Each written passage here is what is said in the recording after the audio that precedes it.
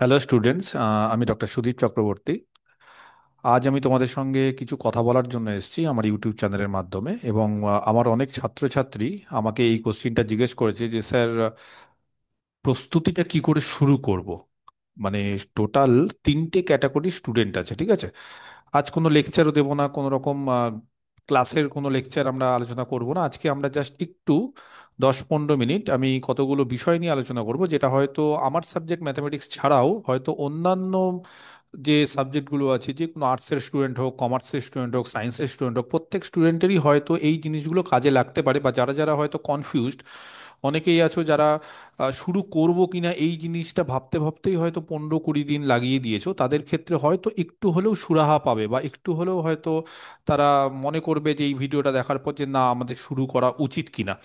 তো টোটাল 3টে ক্যাটাগরির স্টুডেন্ট আছে, আমি এতদিনের আমার অভিজ্ঞতা দিয়ে যা বুঝতে পারলাম ডাব্লিউবিএসএসসি তে যারা যারা বসবে বা বসতে চাইছে।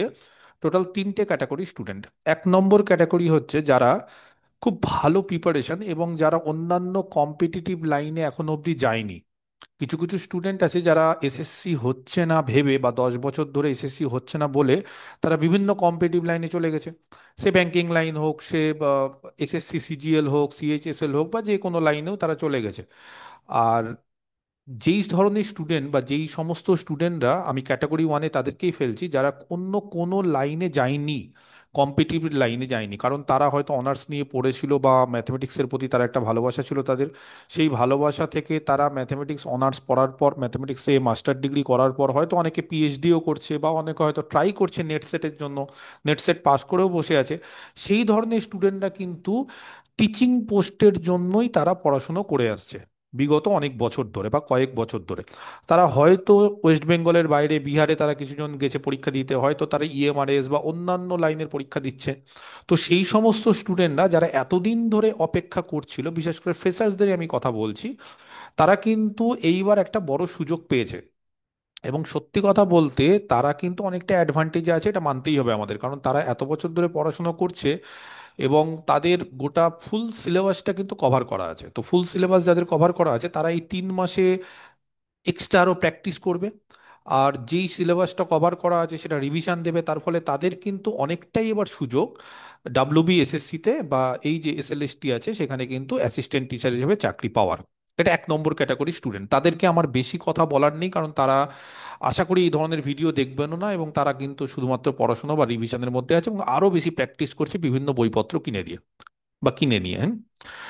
ক্যাটাগরি 2, যাদের প্রিপারেশনটা মিডিয়াম রেঞ্জের আছে। মিডিয়াম রেঞ্জের মানে তারা হয়তো 6-7 মাস আগে, বা তারা হয়তো ভেবেছে যে না, এবার 2026-এর বিধানসভার আগে হয়তো স্কুল সার্ভিস কমিশন একটা পরীক্ষা নেবে, বা হয়তো 2016-র ক্যান্ডিডেটরা তাদের চাকরি বাতিল হওয়ার পর হয়তো রাজ্য সরকারকে একটা পরীক্ষা নিতে হবে, এই আভাসটা তারা হয়তো 6-7 মাস আগে পেয়েছিল। এবং সেই আভাস থেকে তারা কিন্তু 6-7 মাস আগে পড়াশোনাটা শুরু করেছে, বা হয়তো 1 বছর আগে পড়াশোনাটা শুরু করেছে। আমি সেই সমস্ত স্টুডেন্টকে ক্যাটাগরি 2-তে ফেলছি। তো সেই সমস্ত স্টুডেন্টদের জন্য আমি একটু অ্যাডভাইস দেব। তোমরা যারা অলরেডি কিছুটা পোর্শন সিলেবাস কমপ্লিট করে ফেলেছো ম্যাথমেটিক্সের, আমি সিলেবাস নিয়েও আজকে আলোচনা করবো ম্যাথমেটিক্সের, বা অন্য, আমি যেহেতু ম্যাথমেটিক্সের শিক্ষক বলে আমি শুধুমাত্র ম্যাথমেটিক্সের সিলেবাস নিয়ে আলোচনা করবো, কিন্তু আমি এই জিনিসটা ওভারঅল সমস্ত স্টুডেন্টদেরই বলতে চাইছি যারা যারা এসএসসি এসএলএসটি দেবেন। তো যাদের ক্যাটাগরি 2, যার মানে যাদের প্রিপারেশনটা মিডিয়াম রেঞ্জের, যাদের অনার্সের জিনিসপত্র সব মনে আছে এবং তারা কিছু কিছু জিনিস চর্চার জন্য হয়তো ভুলেছে, কিন্তু আবার পড়লে হয়তো মনে পড়ে যাবে, এই ধরনের কিছু কিছু স্টুডেন্ট আছে যাদের প্রিপারেশনটা 50-50।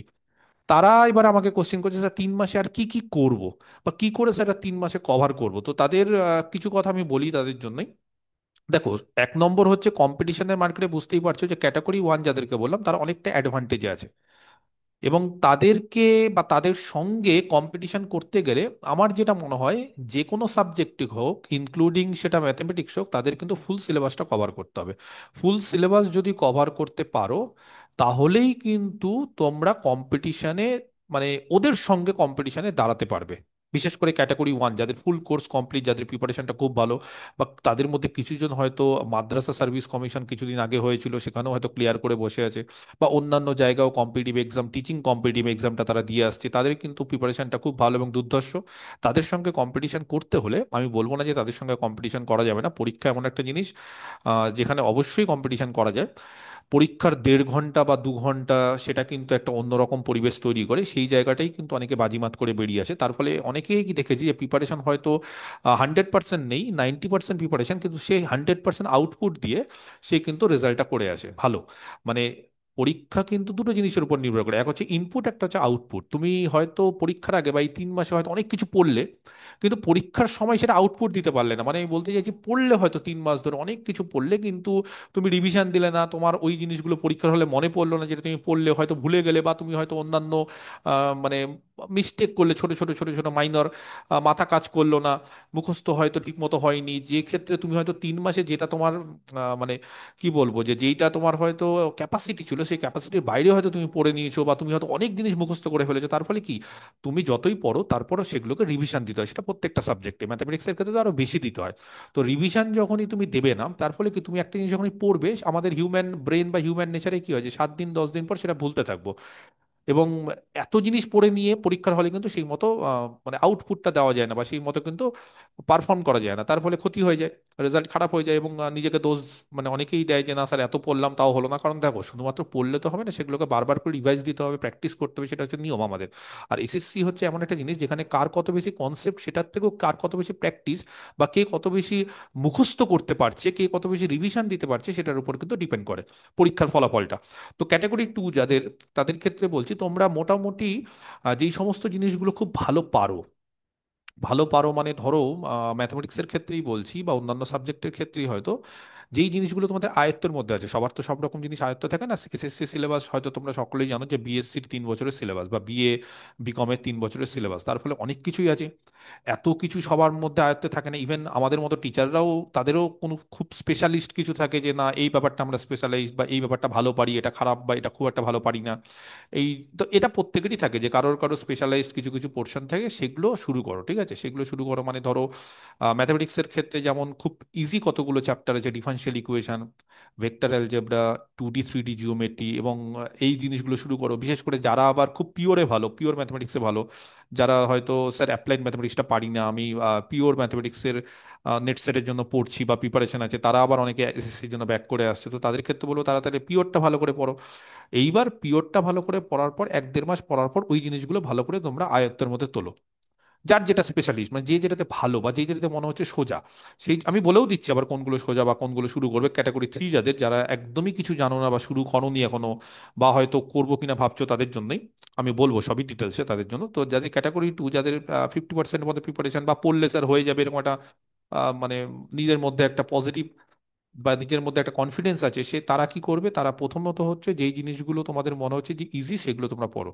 যেগুলো মনে হচ্ছে আমরা আয়ত্তে আনবো, বিশেষ করে ম্যাথমেটিক্সের ক্ষেত্রে differential equation, 2D 3D geometry, এই জিনিসগুলো পড়ো, ভেক্টর ক্যালকুলাস। তারপরে তোমরা আস্তে আস্তে আস্তে আস্তে অ্যাপ্লাই, মানে পিওরের part, abstract algebra, linear algebra, analysis, এই জিনিসগুলো শুরু করো। এবং চেষ্টা করো যতটা সম্ভব সিলেবাসটা ফুল কভার করে যেতে, কারণ ফুল কভার যদি করে যাও, তার ফলে কি হয়, অনেকটা কনফিডেন্স পাওয়া যায়। আর সব থেকে বড় ব্যাপার হচ্ছে, ফুল কভার করে গেলে তুমি ধরো 60টা কোশ্চিনের পরীক্ষা হবে, তাহলে এরকম আমাদের থাকেই যে তুমি হয়তো কোনো একটা পোর্শন করে গেলে, সেখান থেকে 100% তোমার প্রিপারেশন, তাও তুমি হয়তো একটা বা দুটো কোশ্চিন পারলে না। তার ফলে কি, যত কোশ্চিন তুমি পারবে না, তত তোমার কাট অফ বা মেরিটের থেকে তোমার কমতে থাকবে নাম্বার, মানে মেরিট লিস্টে হয়তো তুমি জায়গা নিচের দিকে পাবে, বা হয়তো নাও পেতে পারো। তার ফলে আমাদের চেষ্টা করতে হবে যে অ্যাজ মেনি অ্যাজ পসিবল যাতে আমরা অ্যান্সার করতে পারি। এবং যদি ফুল সিলেবাসটা কভার করা থাকে, তাহলে বুঝতেই পারছো যে আমরা অনেক অ্যান্সার দিতে পারবো। এবং যতটা সম্ভব মানে অনেক পোর্শনে হয়তো আমার অল্প পড়া আছে, কোনো একটা পোর্শন ধরো আমি সাপোজ বললাম ডিনামিক্স, ডিনামিক্স হয়তো ম্যাথমেটিক্সের ক্ষেত্রে অনেকে কম জানে, বা অনেকের হয়তো ভয়, সেই জায়গাটা অল্প পড়ো, কিছু কিছু উপর উপর দিয়ে পড়ে যাও, কিছু এমসিকিউ প্র্যাকটিস করে যাও। ফুল সিলেবাস কভার করার দরকার নেই। সেখান থেকে যদি ধরো 5টা কোশ্চিন, তার মধ্যে যদি দুটোও পারো, না পারার থেকে তো ভালো, মানে তুমি পাঁচের মধ্যে জিরো পেতে, সেখান থেকে দুটো পারা মানে একটা অ্যাডভান্টেজ, দুটো পারলে। এবং সবাই তো সবকিছু পারে না, যাদের হয়তো খুব ভালো প্রিপারেশন তারাও হয়তো পাঁচটার মধ্যে থেকে চারটে বা তিনটে পারবে। তার ফলে তুমি যদি দুটো পারো অনেকটা তুমি তাদের সঙ্গে মানে কি বলবো, যে তাদের কাছাকাছি আসলে। এবার তোমার যে যে জায়গাগুলো ভালো, মানে তুমি যেগুলো ভালো পারো, সেই জায়গাগুলো থেকে তুমি হয়তো তাকে টপকে যাবে বা তার থেকে হয়তো বেশি পারবে। তাহলে ওভারঅল কিন্তু তোমার প্রিপারেশনটা এইভাবে তুমি কিন্তু নাও, যে প্রথমে যেই সমস্ত জিনিসগুলো আমি ভালো পারছি সেগুলো খুব করো, এবং খুব তাড়াহুড়ো করার দরকার নেই।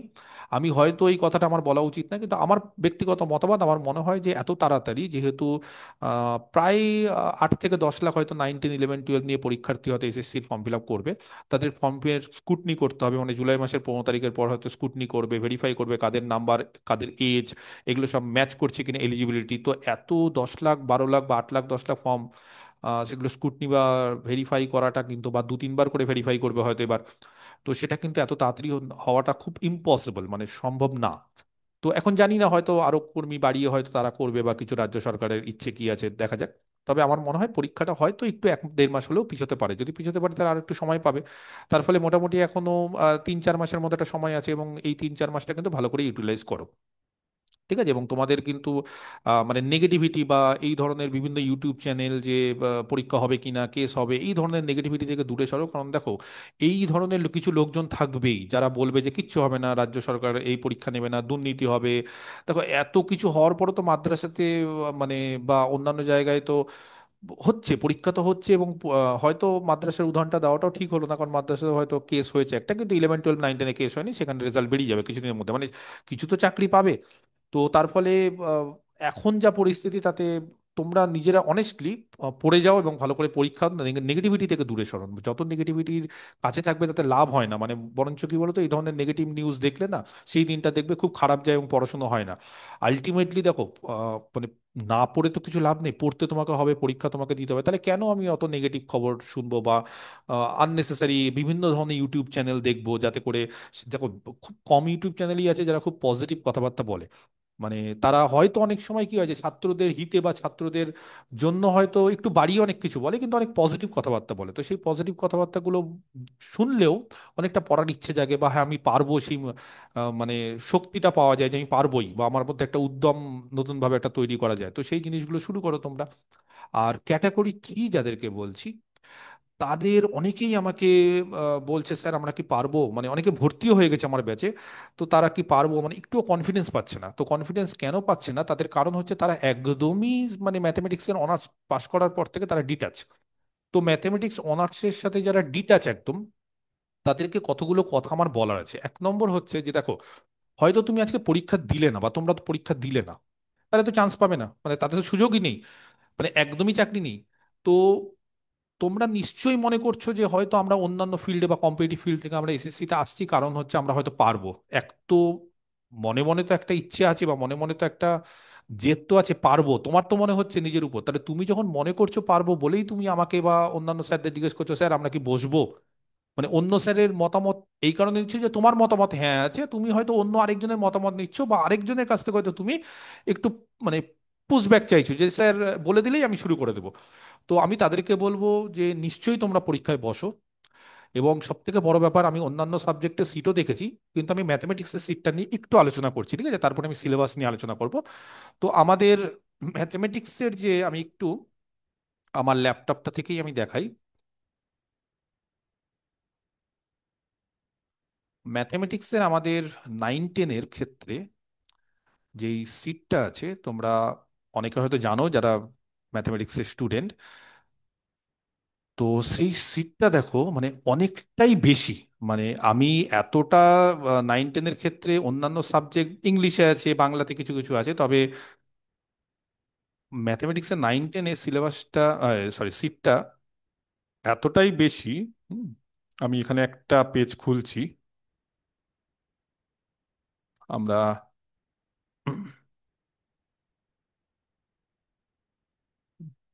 হুম,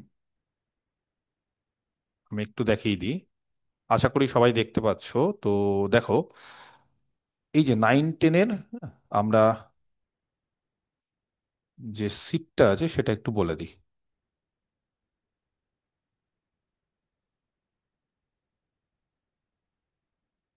আমরা শুধুমাত্র বেঙ্গলি বা হিন্দি মিডিয়াম এগুলো নিয়ে আলোচনা করছি, বেঙ্গলি মিডিয়ামটা নিয়ে বেশি আলোচনা করছি। হিন্দি মিডিয়ামও কিছু আছে, কিছু ইংলিশ মিডিয়ামও আছে। তো দেখো, আমাদের উম, আমাদের হ্যাঁ, টোটাল বেঙ্গলি মিডিয়ামের ক্ষেত্রে 9-10-এর ক্ষেত্রে টোটাল যে ম্যাথমেটিক্সের সিট সেটা হচ্ছে 2347।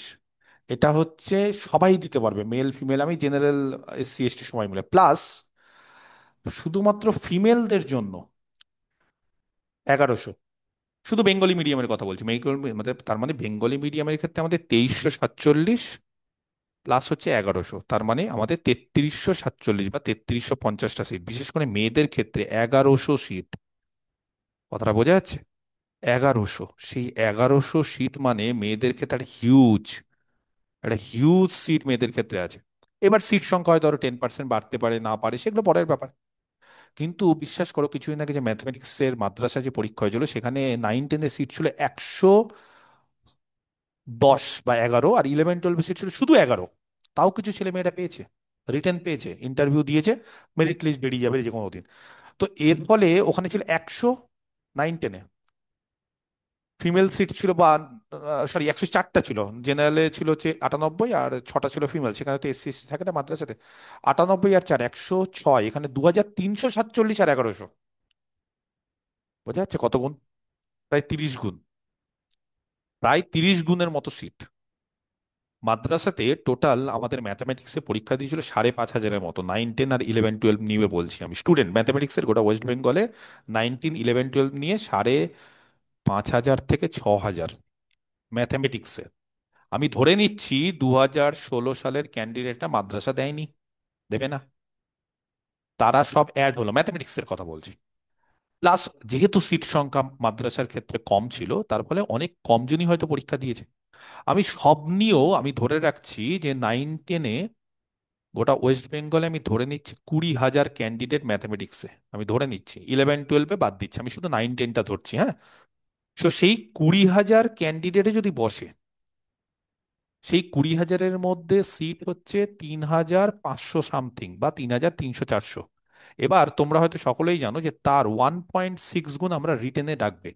রিটেনের ক্ষেত্রে কিন্তু কোনো এক্সপিরিয়েন্স নেই, রিটেনের ক্ষেত্রে হচ্ছে 60 মার্কের রিটেন, মানে ইন্টারভিউতে ডাকবে, সরি, 60 মার্কের রিটেন, আর প্লাস হচ্ছে 10 মার্কের একাডেমিক। 10-এ যাদের 60% আছে তারা 10-এ 10, যাদের 55 তারা 8 পাবে, 8 পাবে, আর যাদের 50 তারা 6 পাবে। তার ফলে ওখানে মোটামুটি সবাই একই।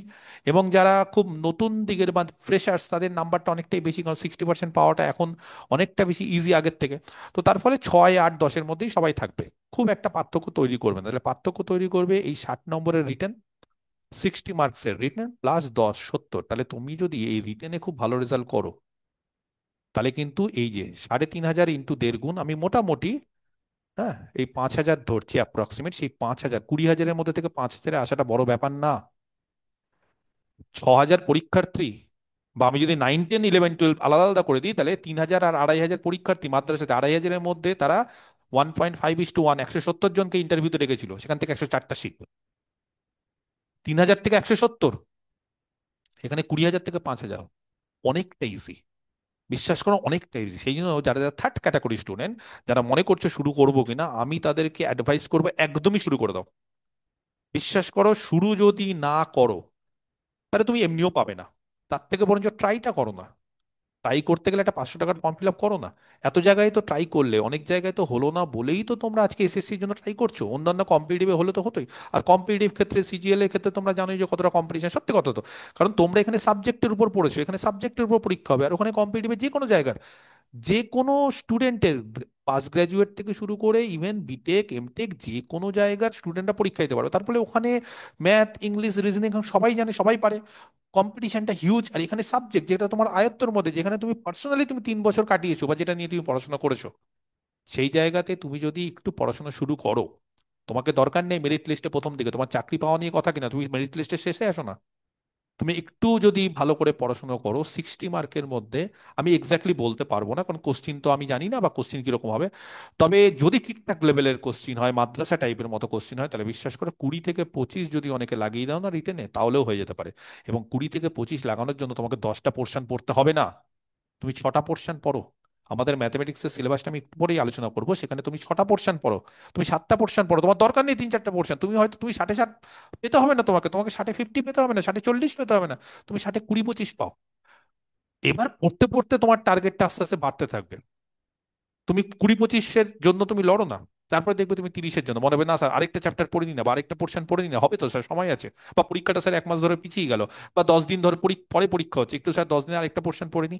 এই করতে করতে তুমি যদি শুরু করে দাও এবং তোমার যদি কনফিডেন্সটা চলে আসে, তাহলে দেখবে তুমি পরবর্তীকালে 20-25 কেন, তুমি 30-40-এর মতো অ্যান্সার করতে পারবে।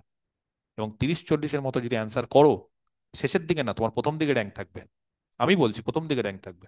আমাদের মাদ্রাসাতে 90 পরীক্ষা হয়েছিল রিটেন, কাট অফ গেছে 9-10-এর ক্ষেত্রে 44, প্লাস 4টে কোশ্চিন ভুল 48। কত কম সিট, 104টে সিট, সেখানে 48 কাট অফ, 50%-এর কম। 44 আর 4, 11-12-এর ক্ষেত্রে আরো কম, 11টা সিট 42, প্লাস দুটো না কথা ভুল হয়েছে, আমি খুব সম্ভবত 44, মানে এক্স্যাক্টলি ওদের দেয়নি। আমরা আমার স্টুডেন্টদের কাছ থেকে সব জেনে শুনে এগুলো সব আমি বলেছি, কারণ সেখানে আহ, অনেকেই আমার স্টুডেন্ট পেয়েছে, 20-22 জন পেয়েছে 170 জনের মধ্যে, তাদের কাছ থেকে আমি কাট অফটা মোটামুটি জানতে পেরে গেছি, বা একটা অনুমান করতে পেরেছি যে হ্যাঁ এর থেকে কম। যে বলেছে স্যার পাইনি 46-47-এ পাইনি, কেউ বলেছে স্যার 48.5-এ পেয়ে গেছি, তার মানে ওর মধ্যেই কাট অফ। তো তার ফলে এবার 60+10 70, 60-এর মধ্যে যদি তুমি 50%-এর থেকেও কম পাও, যেহেতু প্রচুর সিট, সিটটা বুঝতে হবে না, মানে কাট অফটা কেন বলছি কমবে, কারণ সিটটা আবার হিউজ। এবার হিউজ সিট, 5,000 জনকে ডাকবে, 20,000 25,000 যদি পরীক্ষার্থী হয়, তার বেশি হবে না, তার বেশি ওয়েস্ট বেঙ্গলে। আর যদি তার বেশি হয় তাহলে বিশ্বাস করো 5,000 ক্যান্ডিডেট এরকম কিছু ফর্ম ফিল আপ করে পরীক্ষার সময় আর প্রিপারেশনের অভাবে যাবে না। অনেকেই আছে যারা শুধু ফর্ম ফিল আপ করে, কিন্তু স্যার প্রিপারেশন হয়নি বলে, ভালো লাগছে না বলে সেদিন শুয়ে বসে থাকে, কাটিয়ে দেয়, আর যেতে চায় না। তো তার ফলে 20,000, এবং 20,000-এর মধ্যে কি সবাই খুব ভালো প্রিপারেশন দিয়ে? একদমই না। খুব ভালো প্রিপারেশন হয়তো এই 5,000-এই থাকবে যারা চান্স পাবে, বা হয়তো 10,000-এর মধ্যে থেকে 5,000। তো সেই কারণে সেই 10,000-এর মধ্যে থেকে 5,000, 2:1, এটা কিন্তু খুব একটা বড় ব্যাপার না, খুব ইজি ব্যাপার। সেই জন্য যাদের মানে এখনো দ্বন্দ্বে আছে স্যার শুরু করবো কিনা, বা স্যার আমি তো পাস কোর্স নিয়ে পড়েছি, আমার তো ম্যাথামেটিক্স 300 মার্কের ছিল, আমি কি পারবো কিনা, অবশ্যই পারবে, শুরু করো। 3টে মাস 4টে মাস হাতে আছে, কিছু পোর্শন পড়ে যাও, শুরু করো। ঠিক আছে, এবার সিলেবাসটা আমি একটু আলোচনা করে দিই। আমি 9-10টা নিয়ে বিশেষ করে বললাম, 11-12-এর ক্ষেত্রেও একই জিনিস, 11-12-এর সিটটা একটু কম, তুলনামূলক 600 সামথিং সিট আছে। আর মেয়েদের ক্ষেত্রে তো একটা সুবর্ণ সুযোগ, বুঝতেই পারছো যে 4300, সরি 2347 সিট ওভারঅল, সেটা তো তোমরা সুযোগ পাচ্ছ, প্লাস তোমরা আবার 1100 এক্সট্রা, তার মানে তোমরা পুরোপুরি সবকিছুতে সুযোগ পাচ্ছ। তো তোমাদের একটা আলাদাই অ্যাডভান্টেজ। এবং এই অ্যাডভান্টেজে মানে আমি তো মনে করি যে মানে প্রত্যেকেরই, প্রত্যেক মেয়েরাই যদি একটু ভালো করে পড়াশোনা করে, সুযোগ আছে, বিশাল সুযোগ আছে এবার।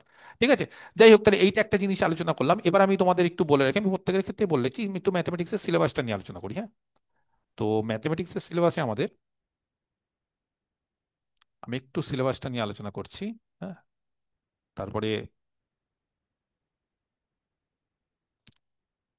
আমরা বাকি, হ্যাঁ, ম্যাথমেটিক্সের আমাদের যে সিলেবাসটা আছে, সেই সিলেবাসটা আমরা একটু আলোচনা করছি, ঠিক আছে। হুম। তো এই যে ম্যাথমেটিক্সের সিলেবাস, আশা করি সবাই দেখতে পাচ্ছ। সেই ম্যাথমেটিক্সের সিলেবাসের ক্ষেত্রে কি কি আছে, কি কি পোর্শন, আমরা একটু দেখে নিই, ঠিক আছে। তো কি কি পোর্শন আছে আমি একটু বলে দিই। আমরা সিলেবাসটাকে একটু ভালো করে আলোচনা করি।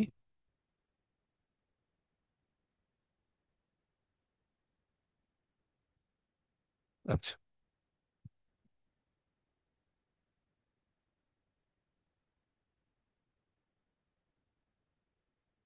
1 সেকেন্ড, ম্যাথমেটিক্সের যে সিলেবাসটা আছে, হুম, হুম, 9-10-এর ক্ষেত্রে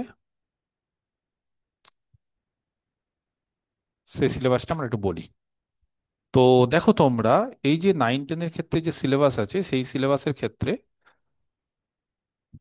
টোটাল আমাদের 10টা পোর্শন আছে। একটা হচ্ছে ক্লাসিক্যাল অ্যালজেব্রা, এটা একটা পোর্শন, ঠিক আছে, 1 নম্বর। আচ্ছা, সেই ক্লাসিক্যাল অ্যালজেব্রার মধ্যে 3-4টে চ্যাপ্টার আছে, কমপ্লেক্স নাম্বার আছে, পলিনোমিয়াল মানে থিওরি অফ ইকুয়েশন আছে। আর ক্লাসিক্যাল অ্যালজেব্রার মধ্যে ম্যাট্রিক্স ডিটারমিনেন্টকে ঢুকিয়ে দিচ্ছে, কিন্তু নর্মালি ম্যাট্রিক্স ডিটারমিনেন্ট না ক্লাসিক্যাল অ্যালজেব্রা জিনিস না, ওটা হচ্ছে লিনিয়ার অ্যালজেব্রা। যাই হোক, সিলেবাসে বলে দিচ্ছে 9-10। তো আমি তোমাদের বলবো যে ক্লাসিক্যাল অ্যালজেব্রা পোর্শনটার মধ্যে এই থিওরি অফ ইকুয়েশনটা খুব ভালো করে পড়ো। কমপ্লেক্সে অনেকের অসুবিধা হয়, যদি মনে হয় অসুবিধা হচ্ছে ছেড়ে দাও, দরকার নেই কমপ্লেক্স, ছেড়ে দাও কমপ্লেক্স থেকে। কোশ্চেন আসবে কিন্তু, আমি ছেড়ে দাও মানে এটা বলছি না কোশ্চেন আসবে না, কোশ্চেন, কিন্তু থিওরি অফ ইকুয়েশন কিন্তু এই জায়গাটা পড়তে হবে। বিশেষ করে ম্যাট্রিক্স ডিটারমিনেন্ট, যেটা 11-12 এর ক্ষেত্রে তোমরা যারা স্কুলে পড়াও বা স্কুলে 11-12-এও তোমরা পড়েছো, তাদের কিন্তু খুব সুবিধা হয়, সেই জন্য এই জিনিসটাও কিন্তু তোমরা পড়ো। তাহলে ক্লাসিক্যাল অ্যালজেব্রা এই পোর্শনটা কিন্তু তোমরা পড়বেই অবশ্যই। এবং শুরু করবে কি করে, যে কোনো, তোমরা বিএসসি স্যারের কাছে যে পড়েছো সেই বিএসসি স্যারের নোট হোক, বা তোমরা যদি কোনো বই ফলো করো সেই বই দেখে এগুলো সব কিন্তু তোমরা শুরু করো, ঠিক আছে? এই যে কোনো জায়গা। আর যারা যারা আমার ব্যাচে পড়ো তাদের তো আমি সবকিছু দিয়েই দিয়েছি, ফুল ভিডিও, তাদেরকে বলেও দিব যে কি করে শুরু করবে, কোথায় কি আছে না আছে আমি বলেও দিব। তো তারা ক্লাসিক্যাল অ্যালজেব্রাটা অবশ্যই কিন্তু শুরু করে, এবং থিওরি অফ ইকুয়েশন থেকে, কারণ এটা বুঝতে সুবিধা হয়। মানে এই জিনিসগুলো খুব হালকা এবং সহজ জিনিস কমপ্লেক্সের থেকে। এবার তোমরা যদি পরবর্তীকালে মনে করো যে না স্যার কমপ্লেক্সটা আমরা পারবো, 11-12 একবার করে পড়েছি, কমপ্লেক্সটাও করতে পারো। কমপ্লেক্সের মডিউলাস, কমপ্লেক্সের ডি মব্রেস থিওরেম, এই জিনিসগুলো খুব ইজি।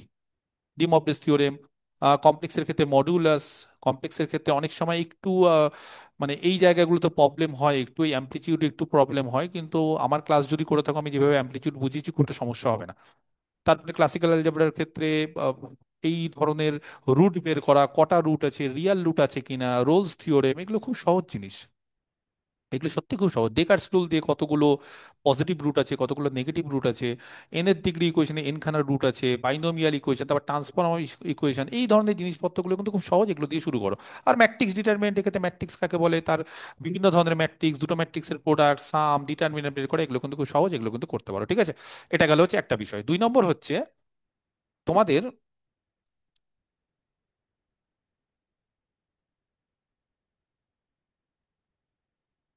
Modern algebra. হ্যাঁ, মডার্ন অ্যালজেব্রা মানে এইটা হচ্ছে তোমাদের অ্যাবস্ট্রাক্ট অ্যালজেব্রা। যেটা মডার্ন মানে হচ্ছে অ্যাবস্ট্রাক্ট অ্যালজেব্রা, সেই অ্যাবস্ট্রাক্ট অ্যালজেব্রাটাকে এখানে মডার্ন অ্যালজেব্রা বলছে।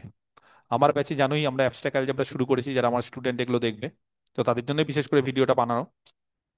তো সেট রিলেশন ম্যাপিং একদম করে চলে যাও, সবকিছু পড়ানো হয়ে গেছে। গ্রুপ শুরু করে দিয়েছি আমরা, গ্রুপ পড়তে থাকো, আমি যেভাবে পড়াচ্ছি সেভাবে পড়তে থাকো। তারপরে আমরা, এখানে মডার্নের মধ্যে অ্যাবস্ট্রাক্ট প্লাস লিনিয়ার আছে। হ্যাঁ, 9-10 এর ক্ষেত্রে অ্যাবস্ট্রাক্ট প্লাস লিনিয়ার, কারণ 9-10 এর ক্ষেত্রে দুটোকে কম্বাইন করে করে দিচ্ছে। এবার লিনিয়ার অ্যালজেব্রার ক্ষেত্রে আমরা এরপরে শুরু করবো বুঝতেই, আমি বলেও দিয়েছি যে লিনিয়ার অ্যালজেব্রা, তারপর সেট রিং থিওরি করাবো। লিনিয়ার অ্যালজেব্রার ক্ষেত্রে আমরা ভেক্টর স্পেস করব। লিনিয়ার অ্যালজেব্রার ক্ষেত্রে আমরা আবার ম্যাট্রিক্স ট্যাকটিক্স আছে, আইগেন ভ্যালু, বিশেষ করে এই চ্যাপ্টারটা খুব important, eigen value, eigen vector. এই চ্যাপ্টারগুলো আমি কেন করতে বলি, পিওরে না খুব তাড়াতাড়ি অঙ্ক করা যায়। মানে যারা অ্যাপ্লাইডে ভালো, অনেকে পিওরে ভয় পায়, পিওরে যারা ভয় পায় তাদের ক্ষেত্রে নেগেটিভিটি কি বা তাদের ক্ষেত্রে ডিসঅ্যাডভান্টেজ হচ্ছে যে তারা অ্যাপ্লাইড যখন করতে যায়, বিশেষ করে ডিফারেনশিয়াল ইকুয়েশন, বিশেষ করে প্রবাবিলিটি স্ট্যাটিস্টিক্স বা অন্যান্য 2D জিওমেট্রি, 3D জিওমেট্রি, তাদের অনেক সময় লাগে। আর এই ধরনের লিনিয়ার অ্যালজেব্রাতে না, ধরো কোনো একটা ভেক্টর স্পেসের ডাইমেনশন কত হলো, এই যে ডাইমেনশন, তো এই ডাইমেনশন সেকেন্ডের মধ্যে বলে দেওয়া যায়, সেকেন্ডের মধ্যে, যারা জানে তাদের সেকেন্ডের মধ্যে, মানে 1 সেকেন্ডে তুমি একটা অ্যান্সার করতে পারছো। আর ডিফারেন্সিয়াল ইকুয়েশন সলভ করতে গেলে তোমার 2 থেকে 3 মিনিট মিনিমাম লাগছে। তার ফলে তুমি অনেকটা ডিসঅ্যাডভান্টেজ হয়। ওগুলোও করবো, কিন্তু যদি তুমি পিওর ছেড়ে দাও তাহলে কি শুধুমাত্র তোমাকে ওগুলোই করতে হবে?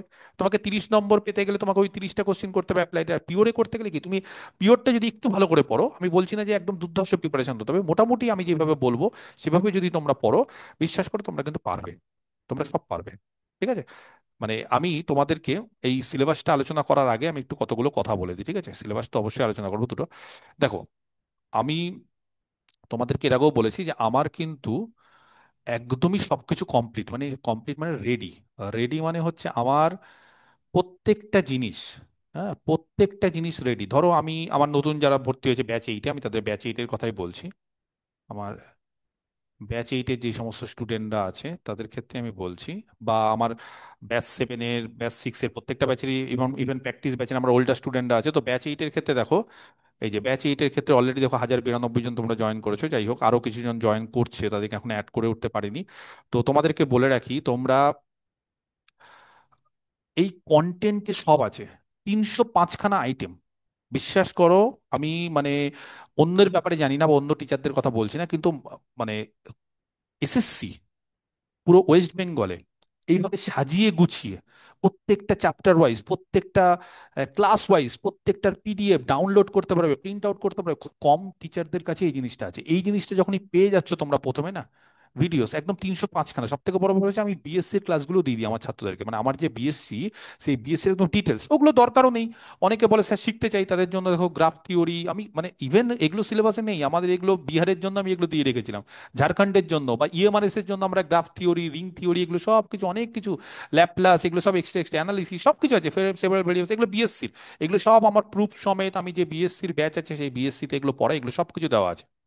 যদি বলো স্যার 3 মাসে কি হবে এখন, দরকার আছে না, এগুলো দরকার নেই, তোমরা এগুলো দেখতেও যাবে না। তো এখানে দেখো ইন্ট্রোডাকশন ক্লাস, সেটা তো আমরা ব্যাচের ইন্ট্রোডাকশন, এখানে হচ্ছে ডাব্লিউবিএসএসসি ম্যাথ, এই যে ফোল্ডারটা, তোমরা সকলেই জানো যে ফোল্ডার কোথা থেকে পাবে, আমার অ্যাপ থেকে পাবে, সেই অ্যাপে গিয়ে ডাউনলোড করতে পারবে সবকিছু। তো অ্যাপটা ডাউনলোড করে সবকিছু করতে পারবে। তো এই যে আমার যে আহ, মানে ব্যাচে সেই ফোল্ডারগুলো দেখো, ডিফারেন্সিয়াল ইকুয়েশন, ডিফারেন্সিয়াল ইকুয়েশন তোমাদের মক টেস্টও নিচ্ছি, একদম দেখো 1 থেকে শুরু করে 10টা লেকচার, 1 থেকে 10, এই যে লেকচার 1, সরি এখানে 11, 12, 13 আছে, নিচের দিকে একটু চলে গেছে। লেকচার 1, 2, প্রত্যেকটা লেকচার, এক একটা লেকচার 2 ঘন্টা করে প্রায়, তাহলে 26 ঘন্টা যদি দিতে পারো, 13 × 2 = 6, ডিফারেন্সিয়াল ইকুয়েশন একদম A to Z শিখে যাবে। ডিফারেন্সিয়াল ইকুয়েশনটা প্রত্যেককে করবে, যারা নতুন স্টুডেন্ট, দেখো আমার পুরাতন স্টুডেন্ট ওরা সব জানে, ওদের নিয়ে আমি এত ভাবছি না, কারণ ওরা, আমি নিশ্চিত ওরা চাকরি পাবে, কারণ ওরা এতদিন ধরে পড়ছে, ওরা পাবে। নতুন যারা যারা নতুন ঢুকেছো, বা যারা হয়তো ব্যাচ 7-এ 3-4 মাস, 5 মাস বা 6 মাস আগে ঢুকেছো, ব্যাচ 8-এ যারা এই 1-1.5 মাস আগে ঢুকেছো, বা এখনো যারা ব্যাচে অ্যাডমিশন নিচ্ছ, তাদেরকে বলছি ডিফারেন্সিয়াল ইকুয়েশনটা করো। আমি কিন্তু ডিফারেন্সিয়াল ইকুয়েশনটা ফুল তোমাদের একদম দিয়ে দিয়েছি। হ্যাঁ, এবার বলতে পারো স্যার ডিফারেন্সিয়াল ইকুয়েশন 13টার মধ্যে কি 9-10 সব আছে না, ট্র্যাজেক্টরি বাদ দেবে, সিলেবাসটা একটু দেখে নাও, যেটা আছে সেটা করো, যেটা নেই সেটা দরকার নেই। 2-3টে জিনিস দেখো, 9-10 আর 11-12-এর সিলেবাস না এসএসসির ক্ষেত্রে প্রায় সমান, প্রায় একই, 10% এক্সট্রা। এবং মাদ্রাসার ক্ষেত্রে হয়তো তোমরা অবাক হয়ে যাবে, 9-10-এর কোশ্চেন তুলনামূলক 11-12 থেকে কঠিন হয়েছিল। 9-10-এর কাট অফ বেশি গেছে 11-12-এর থেকে, 9-10-এর সিট বেশি তাও কাট অফ বেশি, 11-12-এর সিট কম তাও কাট অফ কম। ফলে অনেকের মধ্যে একটা ভীতি হয়ে যায়, স্যার আমি কি 11-12 পারবো, বা আমি কি স্যার 11-12-এর কোশ্চেন খুব কঠিন হয়, একদমই না। 9-10 আর 11-12-এর সিলেবাস প্রায় সেম, এবং সিলেবাস যেটা বাড়তি আছে 11-12-এ সেখান থেকেও কিছু আসে না, ওই 9-10-এর সিলেবাস থেকে আসে। তার ফলে ট্র্যাজেক্টরি যদি তুমি করতে না চাও, তুমি যদি মনে করো ইউনিকনেস এক্সিস্ট নেই, তো 2-1টা লেকচার বাদ দিতে পারো, সহজ সহজ জিনিসগুলো করো। এবং সব থেকে বড় ব্যাপার, এই ডিফারেন্সিয়াল ইকুয়েশন এর ফুল প্রত্যেকটা লেকচারের পিডিএফ একদম তৈরি, কোথায় পিডিএফ, এই যে আমার গুগল ড্রাইভে, আমি তো তোমাদের লিঙ্ক দিয়েই দিয়েছি। তাহলে এখানে চলে যাবে, তোমাদের নিজস্ব ব্যাচ আছে, সেই ব্যাচের মধ্যে ব্যাচ 8-এ ঢুকে গেলাম, ব্যাচ 8-এর ক্ষেত্রে ডাব্লিউবিএসএসসি ম্যাথ, সেই ডাব্লিউবিএসএসসির ম্যাথের ক্ষেত্রে ডিফারেন্সিয়াল ইকুয়েশন ঢুকে গেল, একদম প্রত্যেকটা জিনিস ফুল পিডিএফ আছে, লেকচার 1 থেকে শুরু করে লেকচার, একদম একদম লেকচার 1 থেকে শুরু করে সব কিছু ফুল পিডিএফ এখানে একদম তৈরি, যা ক্লাস নিচ্ছি তার পিডিএফ। তার ফলে এত সুবিধে কোনো জায়গায় পাবে না, সত্যি কথা বলছি, মানে এই যে সুবিধাগুলো, এই সুবিধাগুলো অন্যান্য সাবজেক্টের স্টুডেন্টদেরকে বলবো, যে এই সুবিধাগুলো দিচ্ছে বা যাদের কাছ থেকে পাচ্ছ, সেই সমস্ত জায়গায় করো। মানে নতুন ভাবে এখন লাইভ ক্লাস করার আর বেশি সুযোগ নেই, হ্যাঁ অবশ্যই লাইভ ক্লাস করবে, কিছু ডাউট ক্লিয়ারিং থাকবে, কিছু প্র্যাকটিস করবে, যেমন আমি আমার ব্যাচে প্র্যাকটিস করাচ্ছি এখন, প্রচন্ড পরিমাণে প্র্যাকটিস করাচ্ছি, ওল্ড স্টুডেন্ট হোক নিউ স্টুডেন্ট হোক, তারা এক ধারে কভার করে যাচ্ছে, এগুলো সব দিয়ে দিয়েছি তাদেরকে। কিছু কিছু পোর্শন যেটা আমি বলছি যে আমি ব্যক্তিগতভাবে করাবো, যেগুলো খুব কঠিন পোর্শন সেগুলো করাচ্ছি, প্লাস একধার দিয়ে সব প্র্যাকটিস আর মক টেস্ট চলছে। যেমন ধরো ক্লাসিক্যাল অ্যালজেব্রা, ক্লাসিক্যাল যেমন সব ফোল্ডার এখানে, differential equation, vector algebra, abstract algebra, geometry, classical algebra, সমস্ত কিছু ফুল, ঠিক আছে। ক্লাসিক্যাল অ্যালজেব্রার ক্ষেত্রে আবার তার মধ্যেও পোর্শন আছে, complex theory of equation, inequality, ঠিক আছে, ইন্টিজার, একদম সব মেপে মেপে প্রত্যেকটা জিনিস। যেমন কমপ্লেক্সের লেকচার 1 থেকে 4 হয়ে গেল 2 ঘন্টা করে, 8 ঘন্টার lecture. Theory of equation lecture 5 থেকে, এই যে লেকচার 1 থেকে 4, তাহলে এখানে 5 নম্বরটা সরি অ্যাড হয়নি, বা অন্য জায়গায় হয়তো গেছে, দেখি 5 নম্বরটা অ্যাড হওয়ার কথা ছিল। ওহো সরি, আমি ভুল করছি, কমপ্লেক্সে মানে 1 থেকে 5 আছে। ইয়েস, কমপ্লেক্সে 1 থেকে 5, ঠিক আছে, সবকিছু থাকবে, মানে সবকিছু সিস্টেমেটিক আছে, কোনো গন্ডগোল নেই। 6 নম্বর থেকে 10 নম্বর থিওরি অফ ইকুয়েশন, সব থেকে ইজি পোর্শন, শুরু করে দাও 6 থেকে 10। আর যদি মনে করো না স্যার কমপ্লেক্স থেকে শুরু করে দাও।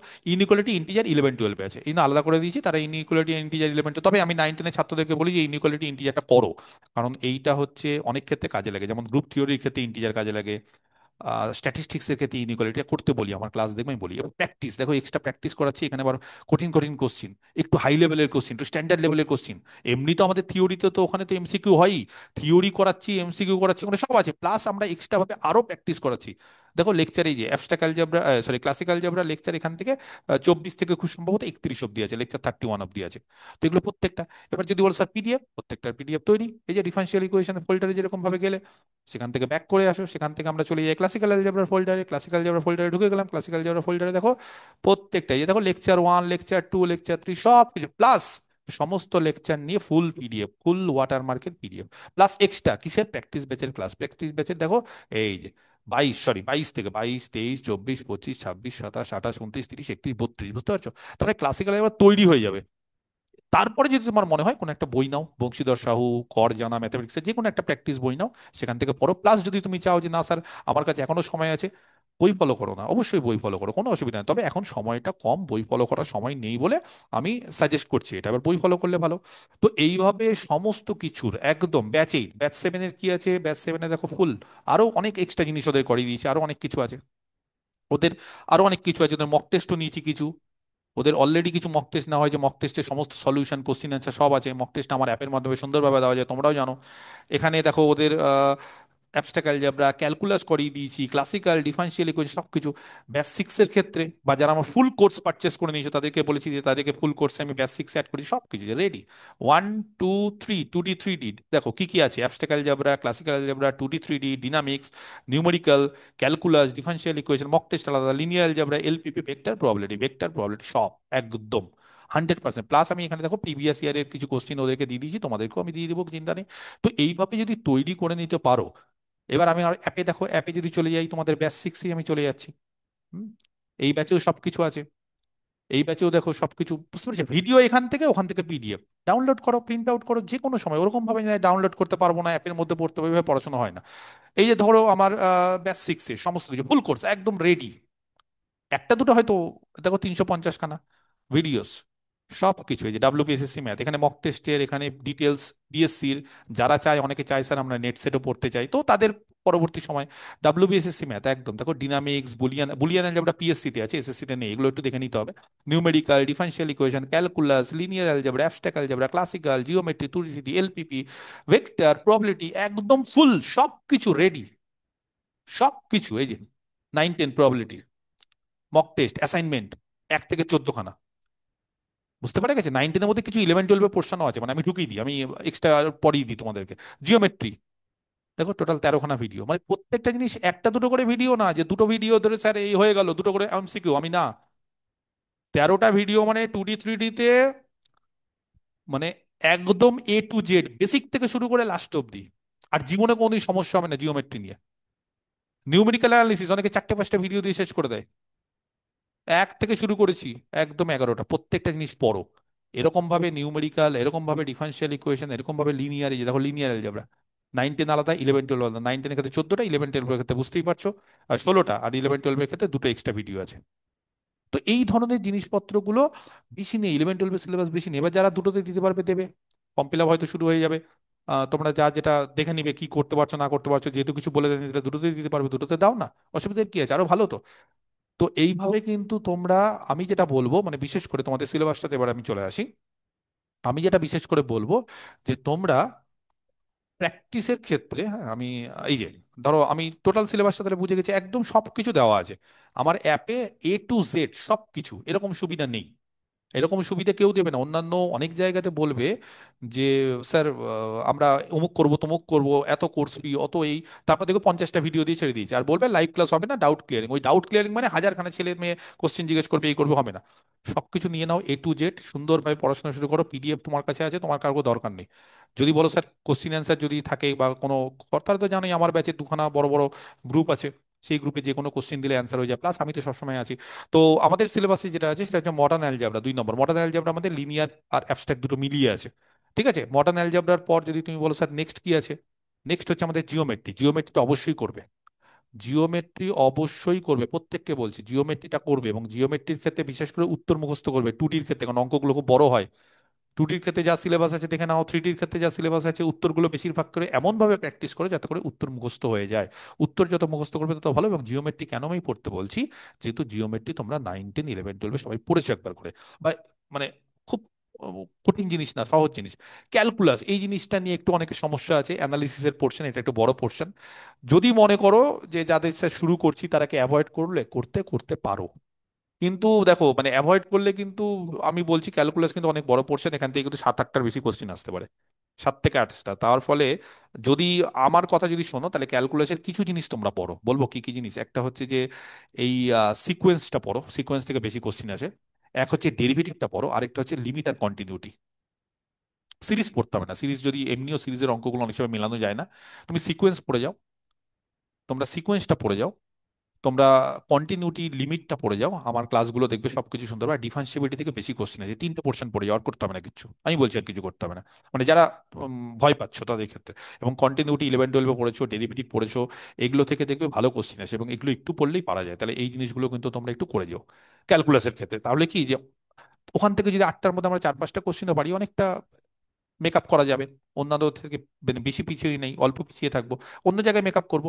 আচ্ছা, ইন্টিগ্রাল ক্যালকুলাস, সব ইন্টিগ্রেশন, এটা অবশ্যই পড়বে, আমার একদম তৈরি ইন্টিগ্রাল ক্যালকুলাস, এখানে দেখবে সুন্দরভাবে সব কিছু তৈরি করা আছে, বিভিন্ন ধরনের ইন্টিগ্রেশনগুলো আছে, সেগুলো প্র্যাকটিস করো, বিটা গামা ফাংশন বিশেষ করে পড়ো, ডবল ইন্টিগ্রাল পড়ো, এই ধরনের রিডাকশন ফর্মুলা পড়ো, ডেফিনিট ইন্টিগ্রালে দেখবে 0 থেকে π/2 এই ধরনের থাকে, যেখানে π/2 বসিয়ে করতে হয়, π/2 - x করতে হয়, ওই অঙ্কগুলো খুব আসে, এবং অঙ্কগুলো খুব সোজা হয়।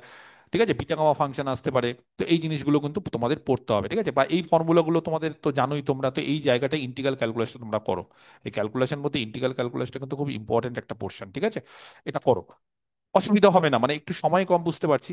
আচ্ছা, ইন্টিগ্রাল ক্যালকুলাস এটা, সরি, এটা সেভারাল ভেরিয়েবলস হবে, মানে এসএসসি তো সিলেবাস চেঞ্জ করে না, ওই একই জিনিস চলছে, ভুল থাকলেও থাকছে, এটা হবে সেভারাল ভেরিয়েবলস। ও সরি, এটা হবে ডিফারেনশিয়াল ইকুয়েশন।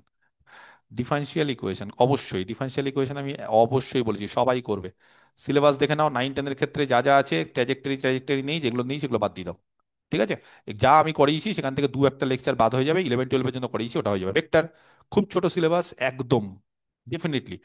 এইবার আরেকটা যেটা জিনিস, সেটা হচ্ছে স্যার ডিনামিক্স, মানে ছাত্রছাত্রীদের ভয়ের কারণ হচ্ছে ডিনামিক্স, তো সেই ডিনামিক্সের ক্ষেত্রে যাদের মনে হচ্ছে স্যার একদমই জানি না, ছেড়ে দাও, আমি বলছি ছেড়ে দাও ডিনামিক্স, যাদের মনে হচ্ছে, আর যাদের মনে হচ্ছে স্যার ডিনামিক্সটা অল্প অল্প জানি, তাহলে তারা বিশেষ করে আগের বছরের কিছু কোশ্চেন গুলো করে যাও, ওখান থেকে অনেক সময় পারা যায়, মানে ছোট ছোট চ্যাপ্টার, ভেলোসিটি অ্যাক্সেলারেশন করো, একটু ওয়ার্ক পাওয়ার এনার্জি করো, এখান থেকে কোশ্চেন আসে, একটু motion in state line TET line করার দরকার নেই, বরঞ্চ তোমরা সিম্পল হারমোনিক মোশন করতে পারো, হ্যাঁ, এসএইচএম থেকে কোশ্চেন গুলো খুব আসে, এই যে সিম্পল হারমোনিক মোশন, এখান থেকে করো এসএইচএম, একটা পেন্ডুলাম এখান থেকে এখানে যাচ্ছে, এখান থেকে এখানে যাচ্ছে, এই কিছু ফর্মুলা আছে, অ্যামপ্লিটিউড কত, পিরিয়ড কত, এই ধরনের জিনিসগুলো, বা সিম্পল হারমোনিক মোশন কি করে বুঝতে পারছো, ইকুয়েশন গুলো কত, সেটা পড়ো। আর সেন্ট্রাল অরবিটের ক্ষেত্রে কিছু ফর্মুলা আছে যেগুলো মুখস্থ করে দিতে হবে, মানে ফোর্স, ল অফ ফোর্স থাকে, তো সেই ল অফ ফোর্সটা হচ্ছে ইলিপসের ক্ষেত্রে কি হয়, বা তার অরবিটটা কি হয়, প্যারাবোলার ক্ষেত্রে কি হয়, সেই ফর্মুলাগুলো বা এরকম একটা ছক যদি আমি করে দিব, হ্যাঁ, আমি সেন্ট্রাল অরবিটের ক্লাসটা এখনো নেওয়া বাকি, ওই একটা ক্লাসই আমার ডিনামিক্সে, ওটাতে আমি একটা ছক করে দেবো যে ফোর্স কার সাথে সমানুপাতিক, কার সাথে ব্যস্তানুপাতিক, আর এর সাথে না 1/r এর সাথে, না আর 1/r স্কোয়ারের সঙ্গে, এই জিনিসগুলো যদি করে যাও তাহলে খুব ভালো হবে, ঠিক আছে। তারপরে নেক্সট হচ্ছে এলপিপি। এলপিপির ক্ষেত্রে উম, আমি বলবো যে এলপিপি খুব সহজ, অনেকে বিএসসি তে অ্যাভয়েড করে, আমার ক্লাসগুলো যদি দেখতে পারো, এলপিপি তৈরি হয়ে যাবে, এবং এলপিপি ছাড়া যাবে না। ছাড়া যাবে না কেন? কারণ এলপিপি থেকে কিছু থিওরেম আছে, যেই থিওরেম গুলো থেকে খুব ইজিলি, খুব তাড়াতাড়ি অঙ্ক করা যায়, মানে কঠিন অঙ্কগুলো দেয় না এলপিপির ক্ষেত্রে। তোমরা হয়তো ভাবতে পারো যে স্যার সিমপ্লেক্স মেথড বা অন্যান্য মেথড গুলো, ওগুলো তো অনেক সময় লাগতো বিএসসি তে, না, এসএসসির ক্ষেত্রে ওই মেথড গুলো দেয় না, ওগুলো ছেড়ে দিলেও ছাড়তে পারো। এসএসসির ক্ষেত্রে দেওয়া হচ্ছে গ্রাফিক্যাল মেথড, ট্রান্সপোর্টেশন, অ্যাসাইনমেন্ট, বা এই বেসিক ফিজিবল সলিউশন, এই জায়গাগুলো খুব দেয়, কনভেক্স সেট, এই জায়গাগুলো বেশি দেয়, এখান থেকে বেশি এমসিকিউ আছে। ফান্ডামেন্টাল থিওরেম থেকে বিএফএস কি হবে না হবে, এই ধরনের জিনিসগুলো খুব আছে, কনভেক্স সেট, ফিজিবল রিজিয়ন, হ্যাঁ, হাইপার প্লেন, এক্সট্রিম পয়েন্ট খুব আসে, এই জায়গাগুলো তো ভালো করে পড়ো। এই যে কনভেক্স পলিহেড্রন, এই জায়গাগুলো বেশি আছে, যেগুলোকে দাগাচ্ছি, বুঝতে পারা গেছে, এইগুলো বেশি আসে, এই জায়গাগুলো বেশি, ঠিক আছে, এগুলো পড়তে। আর ট্রান্সপোর্টেশন, অ্যাসাইনমেন্ট, আর কিছু হচ্ছে ডুয়াল, ডুয়াল করতে হবে, বাকি মাঝখানের এই জিনিসগুলো না করলেও হবে, সিমপ্লেক্স টিমপ্লেক্স এগুলো না করলেও হবে, ঠিক আছে, এই জায়গাগুলো করতে হবে।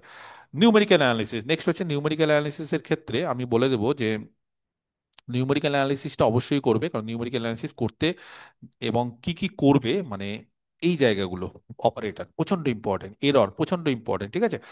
তারপরে ধরো এই মেথডগুলো, এই যে বাইসেকশন, নিউটন রাফসান, এই ধরনের মেথডগুলো খুব ইম্পর্টেন্ট, এই কতগুলো জিনিস যদি করো, আর ইন্টিগ্রেশন, ট্যাপিজয়েডাল, সিমসন, ঠিক আছে, এগুলো করতে হবে। নিউটন ব্যাকওয়ার্ড ফরওয়ার্ড যদি নাও জানো, দরকার নেই, ছেড়ে দাও, কারণ ওগুলো দিয়ে অঙ্ক করতে সময় লাগে প্রচুর। এই অপারেটরের সঙ্গে সম্পর্ক, ডি, ই, ডেল্টা, এটা এন আছে কিন্তু এটা ডেল্টা অপারেটর, ডেল্টা অপারেটর আছে, সেগুলো দিয়ে করো, খুব সহজ, এরর টেরর বুঝতে অসুবিধা হবে না, কয়েকটা ফর্মুলা আছে বেসিক। আর এই মেথডগুলো বাইসেকশন, নিউটন রাফসান, আর একটা আছে ইটারেশন বা ফিক্সড পয়েন্ট, এগুলো সিলেবাসে না উল্লেখ করলেও আছে, এগুলো একটু করে যাও, ঠিক আছে, তাহলে কিন্তু হয়ে যাবে। আর প্রবাবিলিটি স্ট্যাটিস্টিক্স, প্রবাবিলিটি জিনিসটা এমন একটা জিনিস যে যাই আসুক সেখান থেকে ভুল অনেক সময় হয় সত্যি, তো প্রবাবিলিটির ক্ষেত্রে মিন মিডিয়ান মোড, এই স্ট্যাটিস্টিক্স এর এই জায়গাগুলো করো, এই যে মিন মিডিয়ান মোড, হ্যাঁ, এম মানে মিন, এটা হবে মিডিয়ান হবে, মেদিনা দিয়ে দিয়েছে, ভুল দিয়ে দিয়েছে, এটা মিডিয়ান হবে। হ্যাঁ, সিলেবাসে তো গাদাগুচ্ছের ভুল। এই যে মিন ডেভিয়েশন এগুলো করতে পারো, এগুলো না, এগুলো দরকার নেই। মিন ডেভিয়েশন, মিন মিডিয়ান মোড করো। আর বিশেষ করে এই প্রথম চ্যাপ্টারটা করো, এই যে পপুলেশন স্যাম্পল, এগুলো করো। হ্যাঁ, এই ধরনের জিনিসগুলো করতে হবে। আর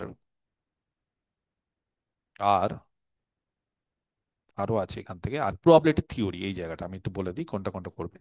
এই যে মিন মিডিয়ান মোড করো, পপুলেশন স্যাম্পল করো, আর এখান থেকে টোটাল মানে এই কন্ডিশনাল প্রবাবিলিটি বেস থিওরেম দরকার নেই, আর ইভেন্ট মানে প্রবাবিলিটি কিছু অঙ্ক, র্যান্ডম ভেরিয়েবল, এই ধরনের জিনিসগুলো, ঠিক আছে?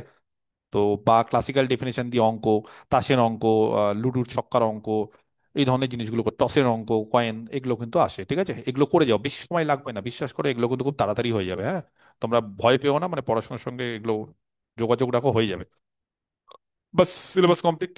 তাহলে যদিও এত তাড়াতাড়ি আমি বললাম বলে অনেকে ভাবতে পারো স্যার আপনি তো সবই তো বললেন, কিন্তু দেখো সব না বললে না ঠিক ভালো লাগে না। মানে করো না, যতটা পারো করো না, আস্তে আস্তে করো। আমি যেভাবে শুরু করলাম, বলো প্রথমে কি শুরু করবে, প্রথমে ডিফারেন্সিয়াল ইকুয়েশন শুরু করো, তারপরে কি শুরু করবে, তারপরে জিওমেট্রি শুরু করো, তারপরে কি শুরু করবে, তারপর ভেক্টর শুরু করো, তারপরে কি শুরু করবে, তারপরে এলপি বা নিউমেরিক্যাল শুরু করো। এবার যদি বলো স্যার আপনি তো পিওর গুলো কিছু বলছেন না, এই যে তিন চারটে পোর্শন বললাম না, এই যে শুরু করবে না, যখন শেষ হবে দেখবে একটা আলাদা লেভেলের কনফিডেন্স পাচ্ছ। তখন নিজেরাই দেখবে, বলবে স্যার আমি একটু অ্যাবস্ট্রাক্ট অ্যালজেব্রা শুরু করি। তারপরে যখন অনেকেই মানে যারা আমার কাছে ভর্তি হয়েছে, তারা অনেকে বলছে স্যার আপনি এত বেসিক থেকে শুরু করছেন যে আমাদের বুঝতে খুব সুবিধা হচ্ছে, এবং স্যার বিশ্বাস করুন আরেকটু যদি সময় পেতাম। তো আমার ওটাই ওদেরকে বক্তব্য, সময়টাই তো কম, এটাই তো একটা জিনিস যেটা। তো বলে স্যার খুব ভুল হয়ে গেছে, আগের থেকে যদি আপনার বুঝতাম, আপনার নাম যদি জানতাম, ইউটিউবে তো অত জানি না। বা বিশেষ করে এক ছাত্রী আমাকে বলছে স্যার জানেন আমার পূর্ব মেদিনীপুরে বাড়ি বা পশ্চিম মেদিনীপুরে বাড়ি, স্যার আমি অনেককে জিজ্ঞেস করেছি এসএসসি কে কার কাছে পড়বো বা তোরা কার কাছে পড়িস, কেউ কিছু বলেনি। অথচ যখন আপনার কাছে ভর্তি হলাম ইউটিউবে কিছুদিন আগে দেখে, তারপরে যখন দেখছি গ্রুপে আপনি অ্যাড করলেন, দেখছি আমার অনেক বন্ধু বান্ধব ওই গ্রুপে আছে, পশ্চিম মেদিনীপুর বা পূর্ব মেদিনীপুর বা বাঁকুড়া, এই যে তিনটা জেলারই কোনো একটা জেলা হবে। তো বলছে স্যার কেউ কাউকে বলে না। আমি বলি অবশ্যই, কম্পিটিশনের ক্ষেত্রে কেউ কাউকে বলে নাকি যে কে কার কাছে পড়ছে না পড়ছে। আর আমার ইউটিউব চ্যানেল যে অত গ্রো করে সেটাও না, যে খুব বেশি ভিউ টিউ পাই না, তোমরা জানোই। আমি জানি না কেন, এখন তো তবুও থাম্বনেল বানাচ্ছি, তোমাদের অনেকে বলছে স্যার থাম্বনেল বানান, অনেক ছাত্রছাত্রী আমাকে। তো তার ফলে জানি না একটু ভিউটাও বাড়ছে, তবে অন্যান্য স্যাররা যে দেখেছি ম্যাথমেটিক্সের প্রচুর ভিউ টিউ পাই, সেই ক্ষেত্রে আমি খুব কম। কিন্তু আমার ভিডিও খুব বেসিক, একদম ভেতর থেকে শুরু করে কনসেপ্ট থেকে একদম বাইরে, এবং সবকিছু রেডি, এরকম রেডিমেড খুব কম লোকের আছে, আমি এতটুকু বলতে পারি। কেন? কারণ আমি তো আজ থেকে শুরু করিনি। আমি যবে থেকে এসএসসি হচ্ছে না তবে থেকে অনেক ছাত্রছাত্রী আছে, অনেক টিচার আছে যারা পড়তে চায় না, যারা পড়াতে চায় না, কিন্তু আমি ঠিক ধরে রেখেছি, এবং আমার কাছে স্টুডেন্ট হতো। আমি সত্যি কথা বলছি, আমার কাছে 200-300 স্টুডেন্ট সবসময় গোটা অল ওভার ওয়েস্ট বেঙ্গলে থাকে। মাদ্রাসার আগে একটু বেড়ে গেছিল, পিএসসি নোটিফিকেশনের পর আবার একটু বাড়লো, তো এগুলো হয়। তো এখন তো অনেক স্টুডেন্টই ভর্তি হচ্ছে, যাই হোক। তো আমার চেষ্টা সবসময় থাকবে তোমরা যাতে পাও। হ্যাঁ, মানে এই তিনটে ক্যাটাগরি স্টুডেন্ট আমি ভাগ করে দিলাম। ক্যাটাগরি এক বা এ ক্যাটাগরি তারা অবশ্যই পাবে, তারা মানে আমি খুব কনফিডেন্ট, যারা আমার কাছে এত বছর ধরে, বিশেষ করে 400-500 স্টুডেন্ট তো আছেই যারা অনেক দিন ধরে পড়াশোনার সঙ্গে যুক্ত এবং পড়ছে। মানে আমার কাছে ভর্তি হয়েছে এর থেকে অনেক বেশি স্টুডেন্ট হয়তো ভর্তি হয়েছিল এর আগের বছর বা তার আগের বছর, কিন্তু অনেকে ট্র্যাক চেঞ্জ করে দেয় 2-3 মাস পরে, বলে স্যার সবই তো বুঝতে পারছি, কিন্তু স্যার একটু এনটিপিসি আরআরবি দিয়ে দিই। এই রিসেন্টলি একটা এনটিপিসি আরআরবি আছে, আমার কাছে ভর্তি হয়েছে, অথচ দেখছি হোয়াটসঅ্যাপে স্ট্যাটাস চলে যাচ্ছে, বলছে স্যার বিহার যাচ্ছি, ঝাড়খণ্ড যাচ্ছি। তো এত জায়গায় গেলে তো হয় না, না সব জায়গায় তুমি যদি বলো যে স্যার আমি সব জায়গাতে শুরু করব বা সব জায়গাতে যাব, তাহলে হয় না। মানে তাহলে ভগবান তোমাকে দেখবে না। তোমার খাটছো, তুমি খাটছো, কিন্তু খাটনিটাও না বিফলে চলে যাচ্ছে। কেন বলো তো? তুমি এক জায়গায় খাটছো না। মানে ব্যাপারটা বুঝতে পারছো, একটা পেরেকের উপর তুমি যখন বারবার করে হাতুড়ি দিয়ে মারো, পেরেকটা গাঁথবে। আর তুমি একবার মেরে ছেড়ে দিলে, বলে গাঁথলো না, আবার নিয়ে অন্য পেরেকে গেলে কোনো পেরেকই তোমার দেখবে যে গাঁথছে না। তাহলে একটার পেরেকের উপর তুমি যে বারবার করে জিনিসটা মারো, ওটা গেঁথে যাবে এবং জিনিসটা সলিড হবে। তো আমার মানে এটাই তোমাদের কাছে অ্যাডভাইস, যে যেহেতু তোমরা ম্যাথমেটিক্স অনার্স নিয়ে পড়েছো বা যে যে সাবজেক্ট নিয়ে পড়েছো, সাবজেক্টটা যেহেতু তোমরা ভালো করে স্পেশালি জানো, বা অনেকে হয়তো শুধুমাত্র 3 বছর ধরে সাবজেক্টটা পড়েছো, অন্যান্যরা তো ওই সাবজেক্ট পড়েনি, তারপর অন্যান্যরা পরীক্ষা দিতে পারবে না, ফলে কম্পিটিশন অনেকটাই কম হবে, ঠিক আছে? তো আর তোমরা হয়তো অনেকেই জানো যে এই সাবজেক্টগুলো পড়ার পর আমরা মক টেস্টও শুরু করে দিয়েছি। হ্যাঁ, প্রত্যেকটা জিনিসের এই যে মক টেস্ট, ধরো আমি তো কোশ্চিনও সব দিয়ে দিয়েছি মক টেস্টের। তো আমার অ্যাপের মাধ্যমে মক টেস্টও দিতে পারবে। ধরো তোমরা ব্যাচে গেলে, সেই ব্যাচে গিয়ে ব্যাচে এইটাই ধরো আমি মক টেস্ট, যদিও আমি কোশ্চিন এখন দেখাবো না, এই যে টেস্ট অলরেডি আমরা দুটো টেস্ট নিয়ে নিয়েছি। প্রথমে হচ্ছে mock test set mapping, already দিয়ে দিয়েছি। 30শে জুন অব্দি পরীক্ষা দিতে পারবে, মানে ওরকম না যে একদিনই পরীক্ষা হবে। এটা মনে হয় খুব সম্ভবত 12ই জুন কোশ্চিন দিয়েছি, অনগোয়িং চলছে 12ই জুন থেকে 30শে জুন অব্দি, বুঝতে পারছো?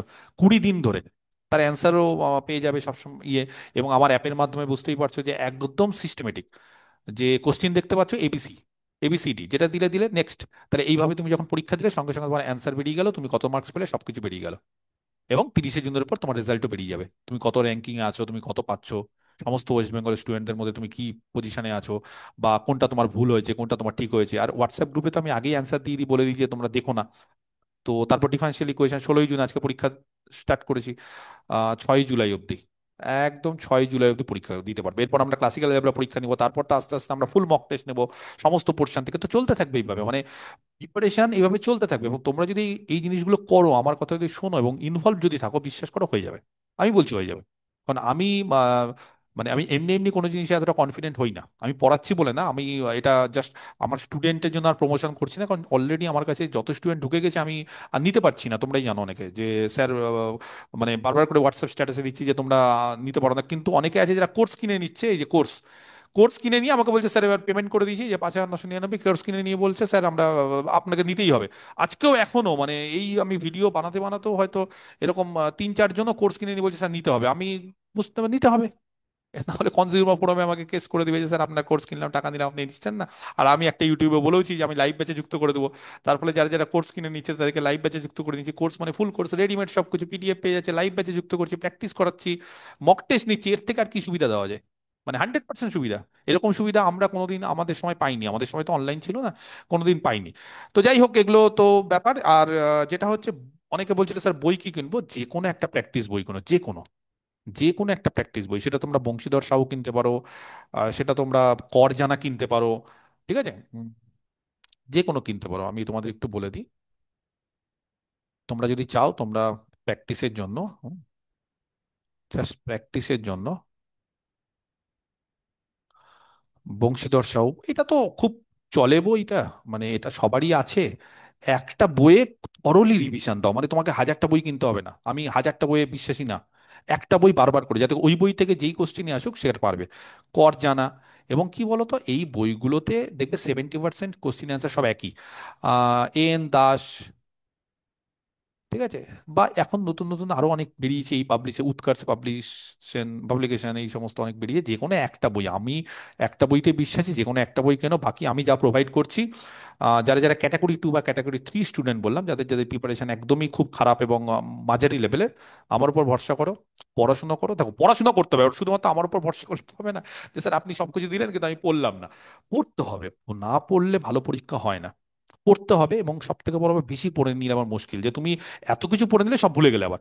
তুমি যেটা পড়বে সেটা বারবার করে রিভিশন দাও। মানে আমার তোমাদের কাছে একটাই মানে কি বলবো, যে রিকোয়েস্টই বলতে পারো, তোমাদের চাকরি পাওয়ার জন্য আমি তোমাদেরকেই আবদার করছি বা তোমাদেরকেই অনুরোধ করছি, তোমাদের নিজেদের জীবন তোমরা ভালো বোঝো, তাও আমি বলবো যে তোমরা যেটা পড়ছো না সেটা বারবার করে রিভিশন দাও। মানে 7 দিন পর দাও, 10 দিন পর দাও। কারণ কি বলতো, তুমি পড়ে গেলে আর তুমি সেটাকে রিভিশন দিলে না, তাহলে কোনো লাভ হবে না, বিশ্বাস করে কোনো লাভ হবে না। তুমি 7 দিন পর আবার দেখো না, বা মনে মনে ঘুমানোর আগে একবার দেখো না যে স্যার আমি আজকে আজকে এটা পড়েছি, একবার করে মনে করি তো কি কি পড়েছি। সকালবেলা উঠে একটু লিখে নাও এই কোশ্চিন, বা একটু ফর্মুলাগুলো অন্তত। এখন তো তোমরা থিওরেম প্রুফ লিখবে না, শুধু ফর্মুলাগুলো লিখে নাও। মানে সমস্ত সাবজেক্টের স্টুডেন্টরাই এই জিনিসটা করে থাকে ভালো রেজাল্ট করার জন্য। আমি নিজে পার্সোনালি এটা করতাম, পরীক্ষা টরীক্ষার আগে, কম্পিটিটিভের আগে এগুলো করি। ফর্মুলাগুলো মুখস্থ করে নাও, ফর্মুলাগুলো লিখো। আর কি করবো, আমার কাছে তো সবকিছু রেডি। পরীক্ষার আগে সুন্দরভাবে যে নোটগুলো রেডি থাকে, এই যে আমি তো কিছুক্ষণ আগে দেখালাম, ধরো সাপোজ অ্যাবস্ট্রাক্ট অ্যালজেব্রার ক্ষেত্রে বা ক্লাসিক্যাল অ্যালজেব্রার ক্ষেত্রে ধরো 9-10-এর ক্ষেত্রে, হ্যাঁ, ফুল PDF আমার কাছে রেডি। তো এই যে ফুল PDF যে রেডি আছে, ঠিক আছে, সেই ফুল PDF-এ এই যে সিলেবাসও আমরা দেখবে প্রথম ক্লাসে আলোচনা করে দিয়েছি।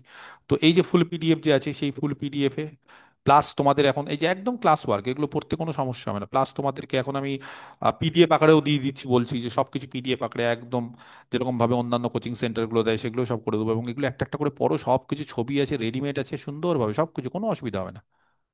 এই যে লেকচার 1, তার PDF চলে এসেছে, তারপরে লেকচার 2, নেক্সট তার PDF। ক্লাস করো আর PDF গুলো দেখো, আর সঙ্গে রিভিশন দাও। MCQ দেখো, সব কিছু MCQ, যে এগুলো হলো থিওরি, থিওরির মধ্যে অঙ্ক আছে, সব অঙ্ক করাচ্ছি। থিওরি শেখাচ্ছি, অঙ্ক করাচ্ছি, থিওরি শেখাবো, অঙ্ক করাবো। এরকম না যে থিওরি শিখে গেলাম, অঙ্ক সার পরে। এবার শুরু হলো MCQ, লেকচার 3, লেকচার 1 লেকচার 2-তে থিওরি আর অঙ্ক। এবার শুরু হলো অঙ্ক শুধু করানো না, MCQ। MCQ-তে দেখো এক্সারসাইজ 1, এক্সারসাইজ 2, 3, সব অ্যান্সার, এই যে অ্যান্সার ডি উত্তর মুখস্থ হয়ে যায় প্র্যাকটিস করতে করতে। মানে আমার কিছু ছাত্রছাত্রী বলে স্যার আপনি যেভাবে পড়াচ্ছেন বা যেভাবে শুরু করেছেন, আমরা স্যার ক্লাসিক্যাল যেভাবে সব উত্তর মুখস্থ, লিনিয়ারের সব উত্তর মুখস্থ। তার ফলে কোশ্চিন দেখে যখন উত্তর মুখস্থ হবে, অনেকটা অ্যাডভান্টেজে চলে যায়। এর ফলে মাদ্রাসাতে আমার কিছু ছাত্রছাত্রী 90-70 অব্দি অ্যান্সার দিয়েছে।